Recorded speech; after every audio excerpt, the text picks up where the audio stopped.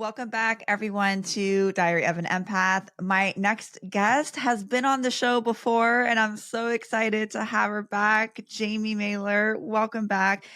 She's a licensed therapist. She is the author of the upcoming book, Toxic Relationship Recovery. Trust me, you guys are going to want to get this book. She's a podcast host, a content creator who specializes in helping people unlearn people pleasing, overcoming toxic relationships and generational trauma, and is killing it on all of the social media platforms. So Jaime, welcome back. Yeah. And I just found out that this is going to be around my birthday. So the book being out and my birthday being tomorrow, I'm like, oh my God, I'm excited. It's perfect. It's a perfect time for all of us to go down. So yeah, I love it. It's so many things that are helping. And, I love what you're doing because you're diving so deep into healing. And I know that the last time you came on, we talked a lot about religious trauma, which was a phenomenal conversation. If you guys want to dive into that one, you have to go way back, but awesome combo. And now you're talking about toxic relationships. And I think these are such important topics that are so relevant to so many of us. But before we get into that, for those that did not listen to the first episode, shame on you, go listen to it. But let me start out with who you are and your background, because I want people to understand the woman that they're listening and or looking at right now. Yeah. So oh my goodness, where to start?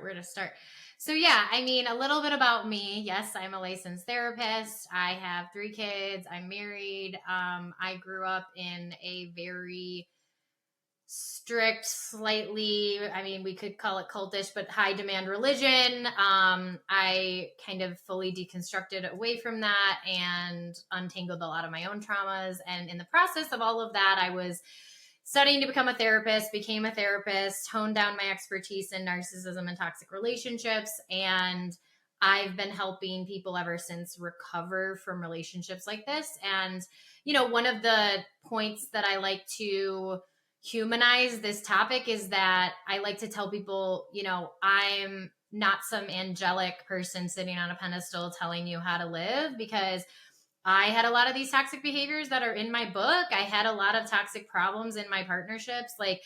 I was kind of a result of, what the world threw at me, and I take full accountability for it. So I tell people a lot, this is not meant to, when we talk about toxicity, this is not meant to be a shaming narrative. It's meant to be claiming it and being aware of what we need to identify in order to untangle it. So yeah, that's part of my story. And I'm speaking more up about it because people need to hear that it's okay to identify certain behaviors that you've done in the past that were most likely informed by trauma. And it's okay to identify them. And there's hope that you can get to a point of processing where it's not who you are anymore. It's just part of your past. That's it. And I think that's why me and you connected so much, because after the first time I had you on the show, we just stay connected. And I feel like I connect the most with people who are not only authentic, but say, hey, I've been through it. Everyone who listens to my podcast knows I am very upfront with my personal history and the fact that I have been through some toxicity in my life. We are not immune to it. And, just because we're educating on it doesn't necessarily mean that we haven't gone through it ourselves. But what I've noticed is that even from myself and people that I've worked with, it feels like if you trickle back and you think of the starting point or where all of this characteristics or behavior traits started, it always seems to stem from childhood. So let's start at the beginning. Is childhood a predisposition for toxic relationships? And if it is, why?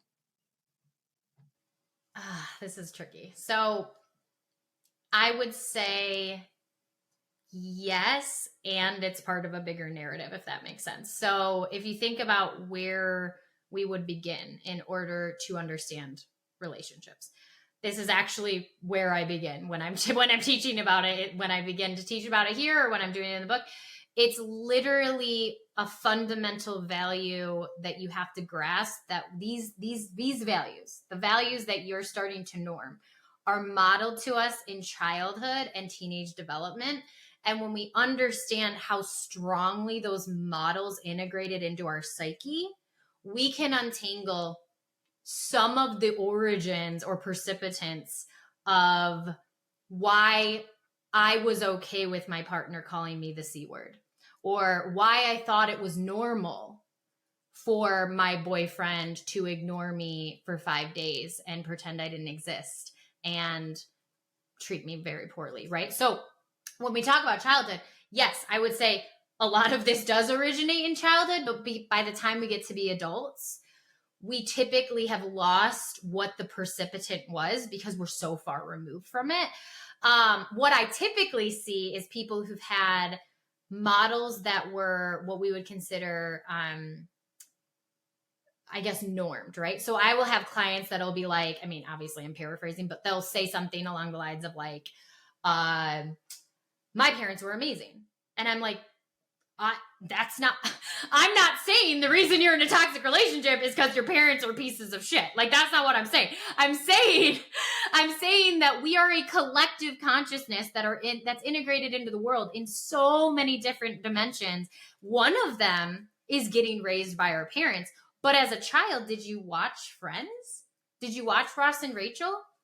Did you watch their vitriol relationship of on again, off again? Did you watch your pastor normalize gender roles? Did you watch them scold their wife in front of everybody in the congregation? Did you think that's reasonable? Right? Like, so this actually is covered in the book. I go through all the foundational pillars, and I call out media, religious influences, friend influences, parent influences, which is probably the strongest. And that's really why it gets the most hype, because people go, it's my parents' fault. And I go, right, it could be informed by some of the models that you saw growing up.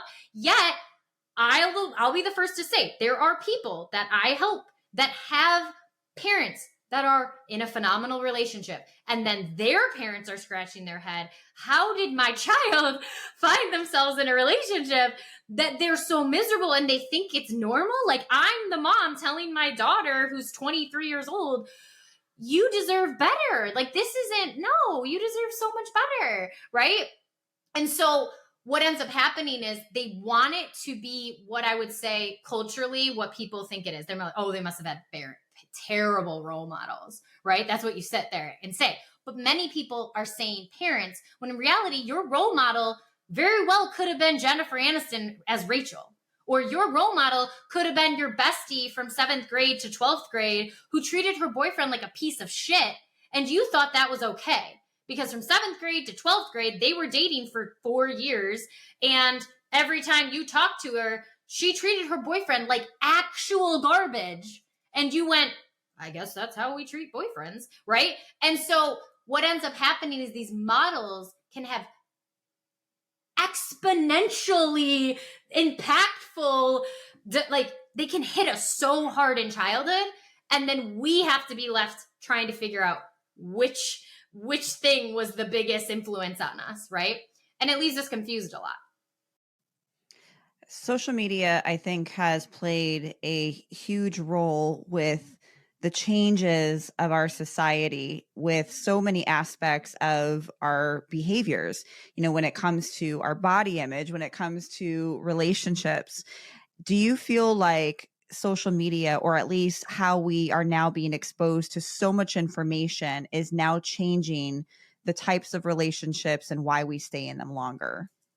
I think it's changing them in all facets of the word, if that makes sense. It's changing some for the better, and it's also changing some for the worse. And that's unfortunately that is almost like on par with what the society's doing anyways, right? Remember, social media is just a reflection of what society's already doing.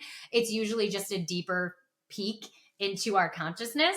So this is why people go, why are there only trolls on the internet? I go, did you grow up like in high school? Did you not think there were trolls? They just weren't in comment sections. They were just pestering you on the back of the bus. That was the troll, right? I think what ends up happening is social media is a amplifier, and it also is an accelerator. It accelerates the momentum of where we would be on a society level, and it pushes us faster and further down the road, right? And so if you think about social media as one of those foundational layers, I do actually talk about this. The idea of social media being something I need to like present myself as, there's actually an entire section where I talk about a theoretical couple who basically presents themselves as like deeply in love, and they're fucking miserable, right? That's an entire section. Like that's a whole little paragraph in there. And I go, listen, think about those people. Think about the friends that you have that you go back a few years and you're like, let's say they didn't delete their socials, and you go, you wrote this when you were literally about to move out. And you let everybody know that was the best partner you, like, I love them so much and we're amazing and blah, blah, blah. And you're like, are we talking about the same person? Because you just told me next weekend you're moving out, right? And it's like, what is that about? And so in the idea of toxic relationships, one of the factors that I hit on is I teach the readers about how much a toxic relationship feeds on the facade. It feeds on a facade. It feeds off of the cultural perception of what the relationship should be or is being perceived as from the outside, right? So I talk about it from two different dynamics. The person that's perpetuating the toxicity or the harm, the person that's perpetuating the problem, is desperate to make sure their outside aesthetic looking relationship is like pristine, that like it has to look really good, right?